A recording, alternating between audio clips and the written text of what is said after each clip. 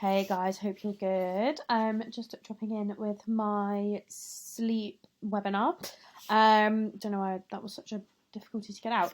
Okay, so I'm gonna cover why sleep is important, sleep and fat loss, how and why you should create a good sleep routine, and then just a couple of like recommended supplements. And I found a really good website that you might want to check out as well. It's got some really good articles in.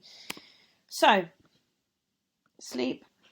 Why is sleep important? So sleep is actually sleep deprivation is actually a recognized form of torture. They have actually used it for many years, and the CIA still use it when they're interrogating terrorists. So obviously that's very extreme. Like sleep deprivation is basically classed as anything over no sleep in a 24-hour period. But like extreme sleep deprivation, you're probably looking at like 180 hours essentially. But it just goes to show like how important sleep is to be basically a healthy and functioning human. It's probably also the most important variable when it comes to like health or trying to improve your health, your fitness levels, or like general sort of cognitive and mental well-being. If you remember like Maslow's hierarchy of needs, sleep is like basically the bottom of the pyramid. And I will always say to clients, like, if you are trying to lose weight, the most important thing that you should be focusing on, obviously, aside from being in a calorie deficit, is your sleep. So some of the sort of adverse impacts that sleep loss has on your body, you are at an increased risk of weight gain, and this is for a couple of reasons, really. The first one is it gives you decreased insulin sensitivity. Obviously, insulin is what basically makes your body store or use energy. Like this is minor. Like obviously, like no sleep, you're not suddenly gonna store everything you eat as fat. But it just impairs that sort of like bodily process essentially. So yeah. The other, I'm gonna skip this next one, but the other one, the other way it kind of is going to make you more at risk to increase weight gain is because it basically messes with your hunger hormones. And therefore you're going to be more likely to be hungry and want to snack. It is basically going to massively impair your willpower. So yeah, those are kind of like the two ways. It doesn't like suddenly make you gain weight, but it has like it will influence like the processes that either you go through or your body goes through when it comes to like consuming food. It does increase your levels of cortisol, which is your stress hormone. So obviously we know that the stress hormone is basically like throwing a wet blanket over all of your bodily functions. It can contribute to bloating. It can just generally make you feel shit. Obviously, it impacts having too high levels of stress hormone can impact your mental health long term. And yeah, it's just generally like just makes you feel like shit, basically. So yeah. It also negatively impacts your circadian rhythm. So your circadian rhythm is kind of like this internal clock that basically regulates your energy levels and actually a lot of your body. And that's why people kind of say like, as humans, we're very like impacted by the moon, and that's to do with how like basically magnetic energy can impact your like circadian rhythm.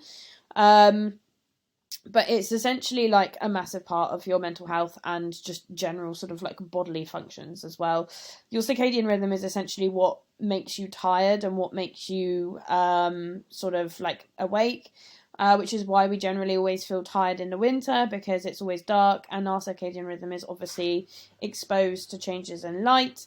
And obviously, like if your body is like it's light outside, you're more likely to be energized, and that's essentially why we say like don't go on your phones before bed, because it's basically telling your body that it's still light outside.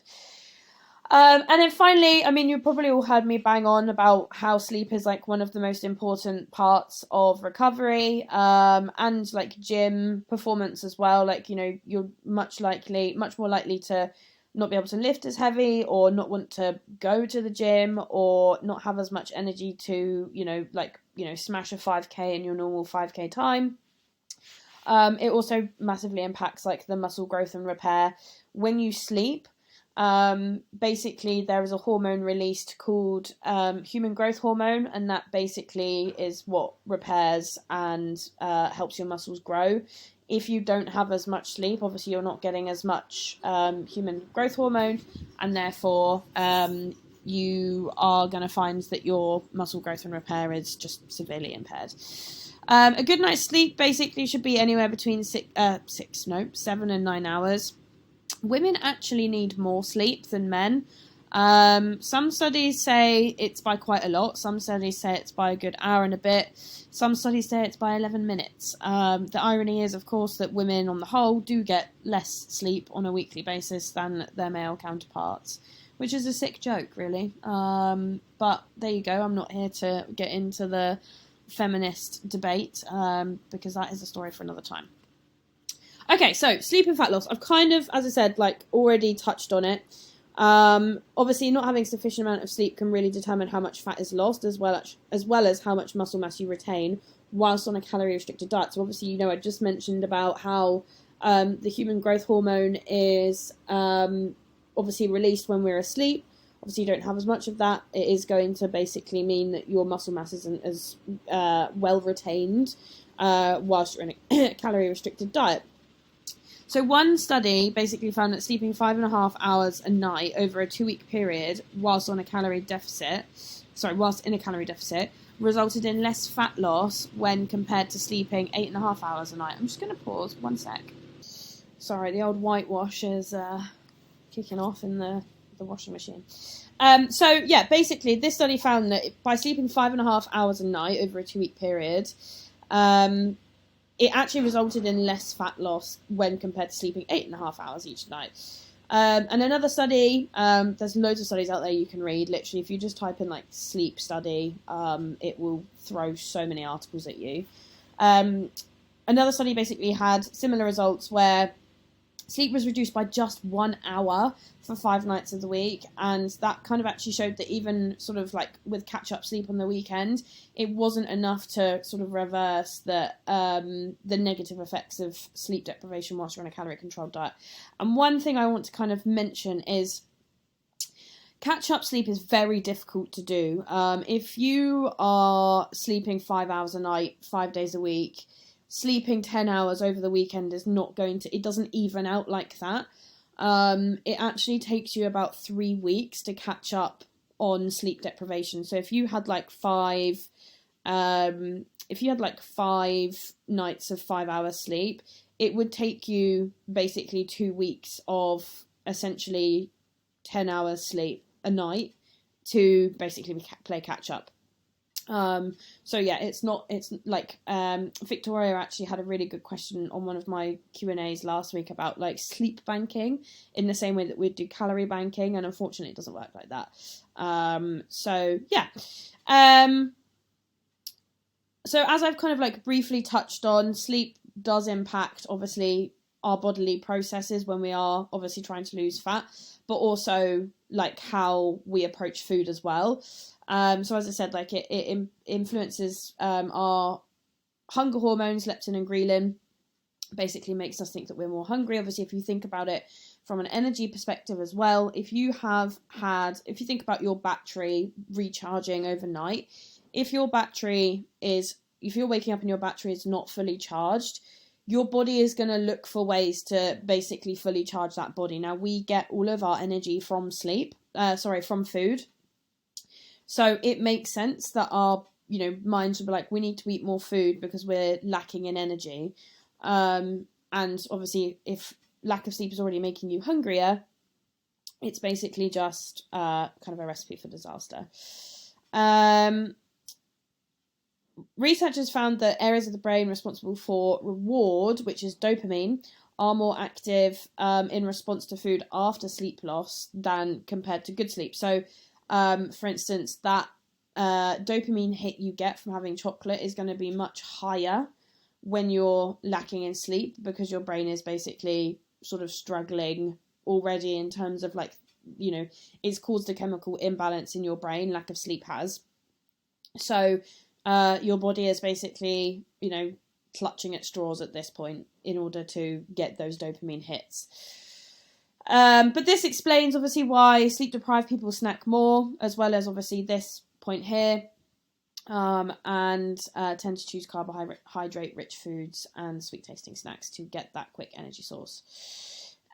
Sleep duration also influences metabolism. So metabolism is essentially, you know, how your body metabolizes food and how many calories you burn sort of each day. And you know, influences it in a negative way. Obviously, if your body is not able to function fully because it's not fully rested, you are going to find that, you know, your metabolism is impaired. Now, obviously, one night's sleep is not going to, you know, massively like down regulate your metabolism. This is like consistently poor sleep that's going to do it, essentially. And then, yeah, as I mentioned earlier, obviously, sort of insulin resistance in our body. Lack of sleep will impair our body's response to insulin, which basically reduces its ability to use glucose, which is the energy you get from carbohydrates, as energy rather than obviously just storing them as fat, essentially. Okay, so sleep routines. Most of you listening to this, I will have banged on about a sleep routine at some point. You know, like all routines, bedtime routines basically help you establish habits. And once you have those habits, your brain associates a specific feeling or thought or emotion to that habit. So obviously, once you've got into the habit of going to the gym, your brain associates, you know, feeling good with going to the gym, and therefore you're more likely to keep that habit up. Bedtime routines are the same. Obviously, by performing the same sort of routine every day, your brain comes to see those activities as a precursor for sleep. That in itself is going to make you sleepy, because your brain's like, okay, I know I brush my teeth before bed, and therefore every time I brush my teeth, I'm going to tell myself that I'm going to bed, essentially. So that's kind of like how it works. So how to have a good routine? The first thing to do is pick a bedtime and stick to it every day. This I know is difficult, especially if you get up at different times each day, and sometimes, you know, you get back from work a little bit later, but it's going to really help with creating that sort of sort of regularity of your circadian rhythm, but also it's going to help you train your brain to naturally feel tired when it's bedtime. So yeah, I know that's not always going to be like something you can do consistently, but you know, what I would always say is, like, your sleep needs to be a non-negotiable. Everything else should be working around that rather than other things cutting into your sleep. But once you've picked a bedtime, work backwards, and in the same way that you would pick a bedtime, if you know that you generally have to get up at the same time each day, work backwards and give yourself sort of like 10 hours from when you need to get up, so that you've got enough time to basically have a decent wind down routine, and obviously fall asleep. But then, yeah, work backwards. So before your bedtime, let's say your bedtime, well, let's use me as an example. My bedtime is like 9:30. From like 8:30 or 8 o'clock, that is the time that I would use to do my bedtime routine. So for instance, normally around 8 o'clock, I will put down my phone, and I'll stop watching TV if I'm watching it. Obviously, as I mentioned earlier, the blue light from screens is basically telling your circadian rhythm that it's still daylight outside, and therefore it's going to take you a lot longer to actually feel like you want to go to sleep after, you know, being on your phone for a long period of time. Have a bath. So throughout the day, your body's internal temperature actually drops. And having a bath, actually, I know it sounds weird because you're heating up your body, but because you're heating up the outside of your body, your internal temperature will drop quicker. And this is basically in preparation for sleep, because, you know, we all know how hard it is to sleep when you're too hot. By having a bath, you're going to basically speed up the process of your internal temperature dropping. Again, it's going to make you feel sleepier. Bedtime tea is a good one. You can get quite nice like herbal teas that are pretty good for basically providing like a natural relaxant, like chamomile's a good one. Obviously make sure it's decaffeinated. And then listening to music or a wind down routine. So a lot of people listen to like brown noise or white noise before bed because it's soothing to the brain. The other thing you can listen to, which kind of also bleeds into this second thing here, is listening to a wind down routine. There are so many on YouTube. If you have access to Headspace, Headspace's like sleep library is phenomenal. All of their sleep stories, they have sleep noises, like sleep casts. They have so much, and it's all really, really relaxing. And all of them have like guided sort of breathing. It's essentially guided meditation stuff, like interwoven into it to get you like basically ready to kind of drift off whilst you're listening to it. So yeah, breathing exercises, wind down routine, sleep stories, that like calming music, rain, white noise, brown noise. All of those things are really good for helping you actually like calm your brain down enough to want to go to sleep. Obviously these two are paid. Smiling Mind is free, and they do have the same sort of stuff as Headspace. Obviously it's not as good, but they do have something similar. And then obviously reading a book as well is something that we all probably used to do when we were kids before bed. Excuse me, before bed. Same sort of, you know, thing applies now, and that like reading a book can help you wind down. Obviously it's stimulating your brain enough, but not so much in the way that it's like then very difficult to actually go to sleep. And obviously if you're reading like quite a nice calming book and not like a murder mystery sort of thing, that's going to be quite calming as well. So studies have shown that the best sleep routines are basically adhered to 7 days a week, i.e. you get up and go to bed at the same time each day, 7 days a week. I know that's obviously quite difficult to do on the weekends. Most people want to have lions on the weekends.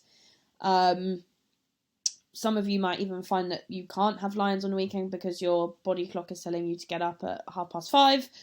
That is my struggle. But essentially what you want to do is have a bedtime that you can stick to 7 days a week with like a 30 and a wake up time as well, with like 30 minutes leeway either side. So like for me, like I would probably go to bed at 10 o'clock on a weekend. Actually that's a lie, I'd probably still go to bed at 9:30. Obviously if you've got plans and stuff, it's quite difficult to adhere to that. Obviously weekends are normally filled with plans, but ideally you want to kind of be going to bed and waking up around the same time each day. And then before you go to bed, just to give yourself like the best chance of falling asleep, make sure your room is dark as fuck. Make sure it's quiet, and make sure it's an ambient temperature. So ambient temperature, essentially you want it to be on like the cooler side. So whether that means like sleeping with your window slightly open, a fan, you know, like a thinner duvet, or, you know, like not like fleece pajamas and stuff like that. All of those things are going to really help. And then something that's very common that kind of disturbs people's sleep is animals. Now, like, don't get me wrong, I love my dog. He's currently sleeping on the sofa next to me. But they are a nuisance. Like, they get up, they move around, they lick their bits, they, you know, take up all the room on your beds. Like, I know they're cute, but like what isn't cute is, you know, feeling like our Lord and Saviour Brittany here on a daily basis. So like if they are disturbing your sleep, for the love of God, just kick them out. They're not gonna die.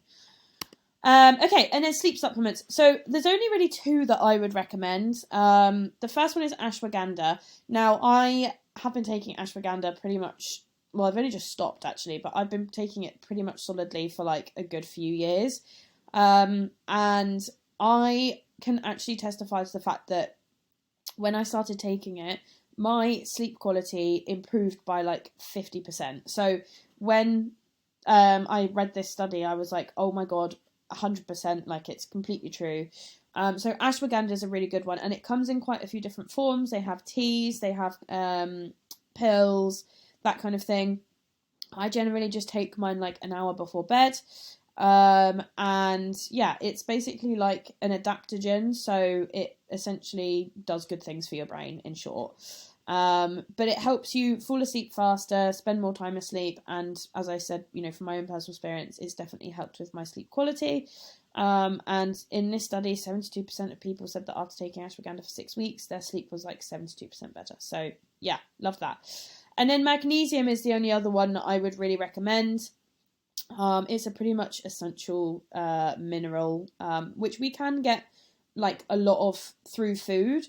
But biglycinate is particularly good for sleep. It's really good for like restless leg syndrome. And obviously magnesium is essential to the sort of general functioning of the nervous system. Your nervous system is pretty much what, like your circadian rhythm, that kind of thing. It pretty much is what controls your sleep. And then if you want to do any further reading about sleep, I found this website, sleepfoundation.org. It's really, really good. They've got loads of good articles. So yeah, I mean, there's loads of ones about women in sleep and caffeine in sleep, GERD, melatonin, which is obviously like melatonin is your sleep hormone.